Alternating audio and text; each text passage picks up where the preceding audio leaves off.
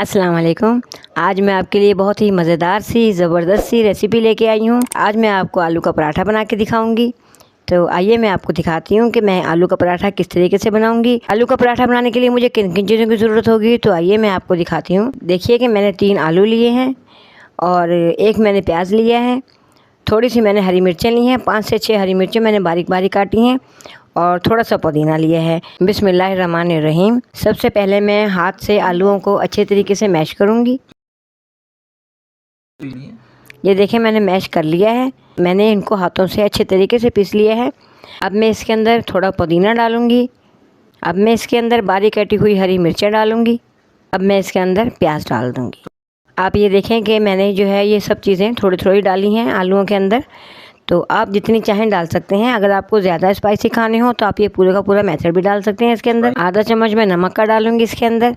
आधा चम्मच मैं इसके अंदर सुरख कुटी हुई मिर्च का डालूँगी और चम्मच का चौथा हिस्सा जो है मैं इसके अंदर हल्दी डाल दूँगी। अब हम इसको हाथ से जो है अच्छे तरीके से मिक्स करेंगे। देखिए हमारा आलू का मसाला जो है वो तैयार हो गया है। अब हम आटे के पेड़े बना लेंगे और पेड़ों का साइज़ जो है वो आप देख लीजिए कि मैंने कैसा रखा है, ना ज़्यादा बड़े हों ना ज़्यादा छोटे हों। अब मैं पैन में ऑयल डाल दूँगी और मैं फ्लेम को जो है थोड़ा बढ़ा दूँगी ताकि हमारा ऑयल जो है वो थोड़ा गर्म हो जाए। इतने हम रोटी को बेलते हैं। जिस तरीके से मैं पेड़े को बढ़ा रही हूँ तो आपने भी इसी तरीके से उसको बेलना है और इसी तरीके से आपने उसको बढ़ाना है। अब मैं इसके ऊपर 1 चम्मच ऑयल का लगाऊंगी ताकि ये बहुत ज़्यादा सॉफ्ट हो जाए। ऑयल हमने इसलिए डाला है कि आलू का मसाला जो है वो इसके अंदर टिक जाए। अब मैं इसके अंदर आलू का मसाला अच्छे तरीके से डाल लूँगी। ये बहुत ही मज़ेदार सा पराठा बनेगा। आपने मेरी रेसिपी को ज़रूर ट्राई करना है। तो अब आप देखें कि मैंने इसके अंदर अच्छे तरीके से मसाला लगा लिया है।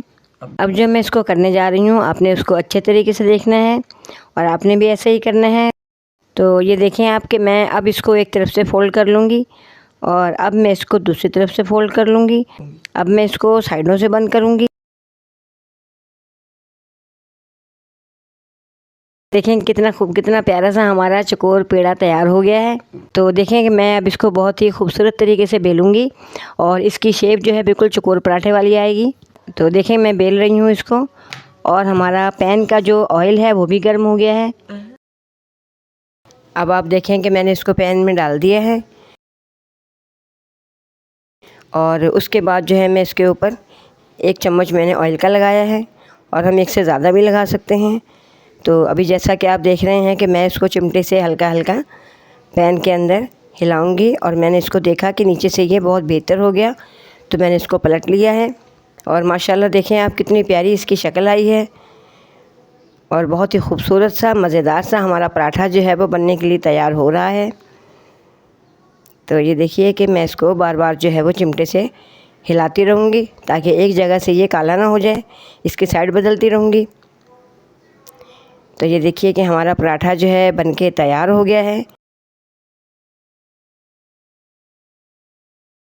अभी हमने इसको प्लेट में निकाल लिया है और हम इसको चटनी के साथ भी खा सकते हैं, अचार के साथ भी खा सकते हैं। मैंने तो इसके लिए मज़ेदार सी पुदीने की चटनी बनाई है। तो आइए मैं आपको इसका निवाला भी तोड़ के दिखाती हूँ। ये देखिए बहुत ही मज़े का बना है ये। तो अब इंशाल्लाह मैं किसी नई रेसिपी के साथ दोबारा आऊँगी। तब तक के लिए मुझे इजाज़त दीजिए। अल्लाह हाफ़िज़।